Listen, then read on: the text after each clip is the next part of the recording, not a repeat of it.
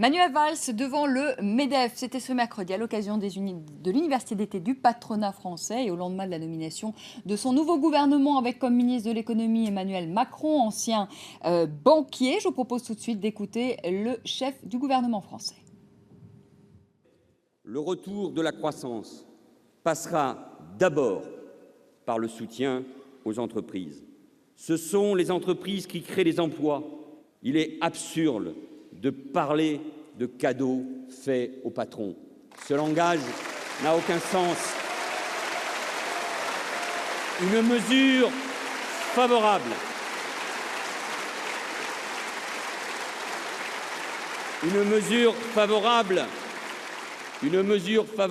aux entreprises, quand elle est intelligente, bien calibrée, discutée, ce n'est pas seulement une mesure favorable à une entreprise, c'est une mesure favorable au pays tout entier. Gérard Filoche, bonsoir, membre du Bureau national du Parti socialiste. Vous êtes un frondeur, on peut le dire. Non, vous n'êtes pas frondeur. Vous êtes un normal, socialiste. modéré, social-démocrate. D'accord. On verra si vous vous reconnaissez dans ce nouveau gouvernement de Manuel Valls, si vous considérez que c'est un gouvernement socialiste. Thibault Langsat, bonsoir. Vous êtes président du pôle entrepreneuriat et croissance des TPE-PME au MEDEF et vous êtes par ailleurs cofondateur d'une société AlgoLinked. Gérard Filoche, il vous a attaqué, Manuel Valls, en tout cas votre position. Il a dit que c'était totalement absurde de dénoncer ce pacte de responsabilité. Hein. Et qu'il n'y avait pas de cadeau qui était fait aux entreprises. Oui, Manuel Valls est en train de brûler ses vaisseaux. Il n'a pas seulement rompu avec l'aile gauche du Parti socialiste, il rompt avec le cœur de la gauche. Il est en train de tenir un discours agressif contre le code du travail. Il faut travailler le dimanche, demain ce sera de nuit. Il est pour le portage salarial. Pour les gens qui ne savent pas, ça veut dire des sortes de salariés subprime, quoi, des produits dérivés de salariat. Il est pour geler et jeter les seuils sociaux. Il est pour diminuer les droits syndicaux. C'est-à-dire, en gros, il est pour casser tout ce que la gauche a construit. Donc il y a un problème de rupture, il rompt avec la gauche. Je ne sais pas pourquoi il fait ça. C'est un gouvernement de droite ? Ah non, il est de gauche, puisqu'il a l'étiquette, il est au Parti socialiste. Mais j'ai déjà dit, s'il est gauche, vous le classez, il va être à l'extrême droite de la gauche, quoi. Il est dedans, mais il est au bord, quoi. Hein. Mais il est dedans encore. C'est lui qui décide. Je sais que dans le temps, il a voulu changer le mot socialiste et rompre avec lui, mais il ne l'a pas fait, il y est encore. Or, l'appartenance à la gauche est déclarative. Moi, j'exclus personne, au contraire, je suis pour rassembler, mais je suis pour rassembler pour une politique de gauche. Je ne suis pas pour rassembler pour une politique de droite. Thibault Langsat, vous êtes satisfait de ce discours de ce Premier ministre socialiste? Et est-ce que vous êtes étonné? Est-ce que vous avez déjà entendu un Premier ministre socialiste tendre tant les bras au patronat? D'abord, c'est vrai que c'est un discours assez décapant, il faut quand même dire les choses, pour un Premier ministre socialiste, mais c'est ni plus ni moins la confirmation du cap affiché par le Président de la République depuis le mois de janvier sur la politique de l'offre. Le Premier ministre l'a extrêmement bien expliqué qu'aujourd'hui, le salut de l'économie passera par les entreprises. Et donc, c'est la confirmation de ce cap qui a été envoyé comme message aux chefs d'entreprise. Et donc, là-dessus, il a raison. L'état de notre économie ne va pas bien. 0% de croissance, un chômage sans précédent, le déficit extérieur est là aussi sans précédent de moins 60 milliards. Et donc, aujourd'hui, il faut relancer la compétitivité des entreprises. Nous avons les marges dans les entreprises qui sont les plus faibles d'Europe, 42% en Allemagne contre 27% pour les entreprises françaises. Donc l'effort de compétitivité qui doit être fait pour relancer la machine, eh bien, va être fait probablement dans le temps. On va accompagner, en tout cas nous, organisations patronales, nous, entrepreneurs, cette marche-là. Mais on va maintenant attendre et lier la parole aux actes de ce discours extrêmement décapant du Premier ministre. Gérard Filoche, la croissance qui passe par les entreprises. Les entreprises, vous parlez de qui ? Parce que les entreprises, il y en a 1 200 000, elles sont toutes différentes. Ce n'est pas un mythe, les entreprises. Vous savez bien que les 1000 entreprises de plus de 1000 salariés dans ce pays, elles font 50% du produit intérieur brut. Prenons celle-là. Parce que les autres, souvent, elles sont soumises aux donneurs d'ordre. Souvent, elles n'ont pas les moyens. Elles souffrent parce que les grosses entreprises décident tout. Elles foncent, elles pètent, elles sont 1000, elles font 50% de tout ce qu'on produit. Donc, regardons ces entreprises-là. Elles ont des marges considérables. Elles ont autant de marges que dans les 30 Glorieuses. Elles veulent seulement plus. Parce que maintenant, ces entreprises-là sont sous la dictature de la finance. C'est plus les patrons qui dirigent, c'est les financiers, c'est les spéculateurs, c'est les banquiers. Et eux, ils voient plus d'intérêt à licencier qu'à embaucher. Ça rapporte plus de spéculer, de mettre des gens... Je vais prendre 2 exemples tout de suite. Bouygues, il fait des milliards, il vient de mettre 1250 personnes dehors, alors qu'il reçoit les crédits impôts compétitivité. Je vais vous prendre Sanofi. Sanofi est absolument une entreprise absolument fantastique. Elle vient de mettre 1800 personnes alors qu'il gagne des milliards sur notre territoire. Je peux vous citer, Alstom peut vous citer 50 entreprises parmi les 1000 qui gagnent des milliards et qui mettent leurs salariés dehors parce qu'elles préfèrent placer l'argent de façon spéculative dans les îles Caïmans que dans notre pays. Elles ne sont pas patriotes, elles ne sont pas pour l'emploi, elles sont pour l'argent. Et ce qu'il faut, du point de vue de la République, c'est pas qu'on mette... Je ne sais pas si je vais interrompre ou pas, mais... Je termine mon idée et ma phrase. Et c'est pour ça qu'il ne faut pas qu'on mette un banquier aux commandes de notre économie. Il faut qu'on mette des gens qui ont le service public, le service de l'État, le service du salariat avant tout, et qui ne se laissent pas embarquer dans des mythes. Parce que les vieilles lunes sur l'entreprise... Sur ces entreprises, je ne voudrais pas attaquer Gérard Filoche, mais ce que je veux dire, c'est qu'on mélange des pommes et des poires, et le coût des 400 milliards investis dans les Caïmans, dans les îles Caïmans, puisque c'est votre expression. 490 milliards. Non mais d'abord, c'est complètement farfelu. Ah oui, et en plus, vous le redites de façon régulière. Oui. Et moi, je suis extrêmement choqué quand je vous entends. Parce qu'il y a un point qui me choque, c'est que quand vous avez des grands groupes qui aujourd'hui sont capables de distribuer des dividendes, notamment à leurs salariés, on devrait s'en réjouir. Oui, mais c'est complètement faux, vous le savez bien. Mais si, vous le savez bien, c'est sur un trimestre qui a été comparé. Donc, reprenez pas une étude qui est complètement farfelue.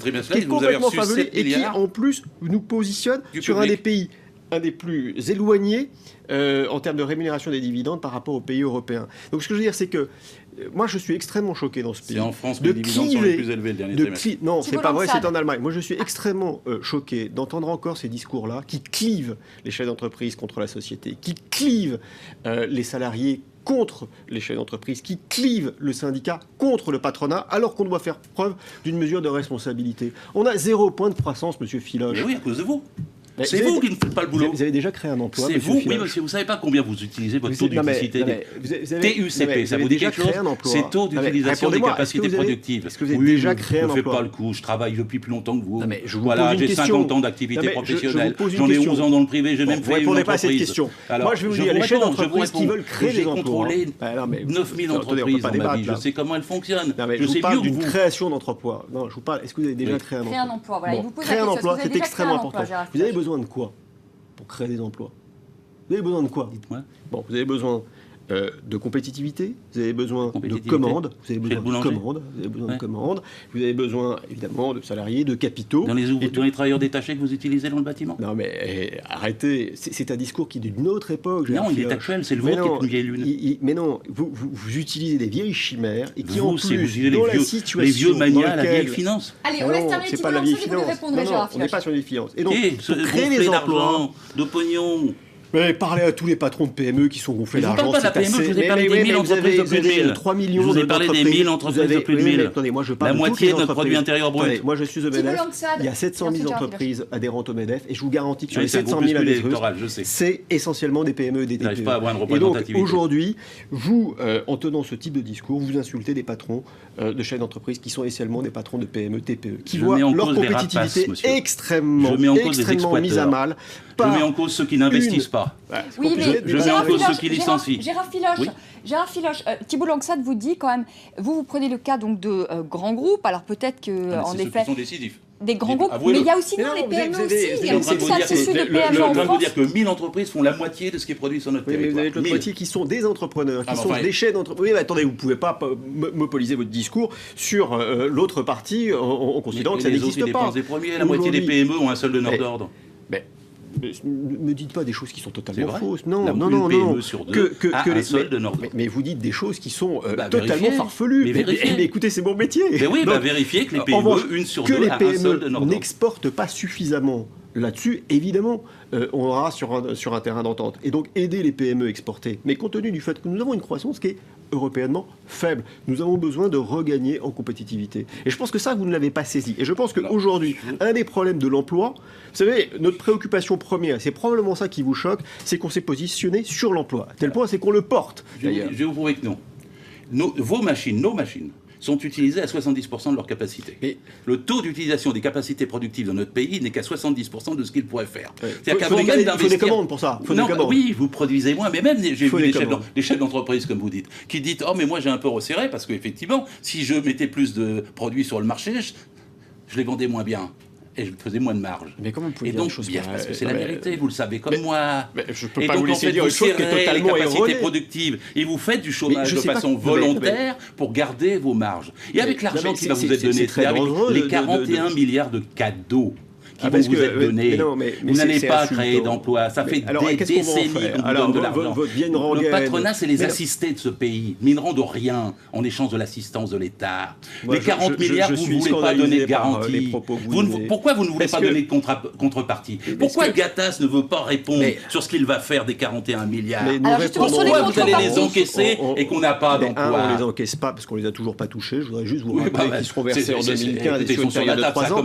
Et en plus, sur les contreparties, je vous trouve particulièrement malhonnête sur ce sujet-là parce que les discussions dans les branches professionnelles ont commencé. Attendez, la branche chimie, c'était des emplois qui étaient prévus qui vont pas être supprimés. Avant même que le pacte de responsabilité responsabilité soit signé, reconnaissez au moins une chose, c'est que le patronat et les syndicats représentatifs se sont mis d'accord sur un mode opératoire. Il y a plus de 30 discussions dans les branches professionnelles qui aujourd'hui discutent sur les juniors, sur les seniors pour essayer d'objectivité ce pacte de responsabilité qui a été signé il y a tout simplement quelques semaines, monsieur Filoche. Le pacte de responsabilité, que vous avez il a été signé avec les syndicats, c'était fin février. Il y a que deux signataires et ce n'est qu'un relevé de conclusion. C'est pas un pacte, il n'y a pas de contrepartie. Alors sur 3 ans. Thibault Langsade, justement, Gérard Filoche, je vous interpellais sur les contreparties. C'est vrai que pour l'instant, on n'a pas entendu les chefs d'entreprise sur les contreparties. Vous allez toucher ces 40 milliards d'euros. Est-ce qu'il y aura des contreparties en termes d'emploi et pourquoi est-ce qu'on ne peut pas les chiffrer? Parce que bien sûr que ces engagements vont avoir lieu dans les branches professionnelles. Le MEDEF ne peut pas véritablement donner... Attendez, laissez-moi, mais attendez. Et donc, ça aura lieu dans les branches professionnelles. Vous avez 80 grandes fédérations professionnelles qui vont pouvoir maintenant objectiver ce pacte de responsabilité, notamment sur des populations les plus éloignées de l'emploi, les seniors et les juniors. Et donc, ce sont des discussions qui ont lieu en ce moment. Mais je voudrais quand même signaler un point, c'est que ce pacte de responsabilité, il a été voté il y a tout juste quelques semaines au Parlement. Et donc, pour mener une bonne discussion, une bonne négociation, il faut que vous ayez les tenants et les aboutissants. Néanmoins, nous n'avons pas attendu que ce pacte soit voté à l'Assemblée, puisque dès le mois de mars, le patronat et les syndicats se sont réunis pour, sur un relevé de conclusion, entamer un processus de discussion autour de pacte de responsabilité. Et aujourd'hui, vous avez eu la grande majorité des fédérations professionnelles qui sont en train d'objectiver, population par population, ce pacte de responsabilité. La chimie l'a fait, et les autres grandes fédérations le feront probablement dès le mois de septembre. C'est étonnant, parce que vous êtes en train de me dire que vous aviez signé, c'est vrai, au mois de mars. Alors, c'était un contrat. Et maintenant, vous dites, je veux attendre la loi pour agir.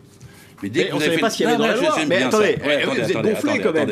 On a signé au mois de mars, on ne savait pas ce qu'il y avait dans la loi. Le président, le Premier ministre se sont engagés. Oui, on a signé, on ne savait pas ce qu'il y avait dans la loi. Je vous dis que le président et puis le Premier ministre s'étaient engagés en avril et en mai, ils l'ont beau répéter sur tous les tons. Et dans le contrat que vous aviez signé, vous deviez négocier ces accords de branche avant fin juin.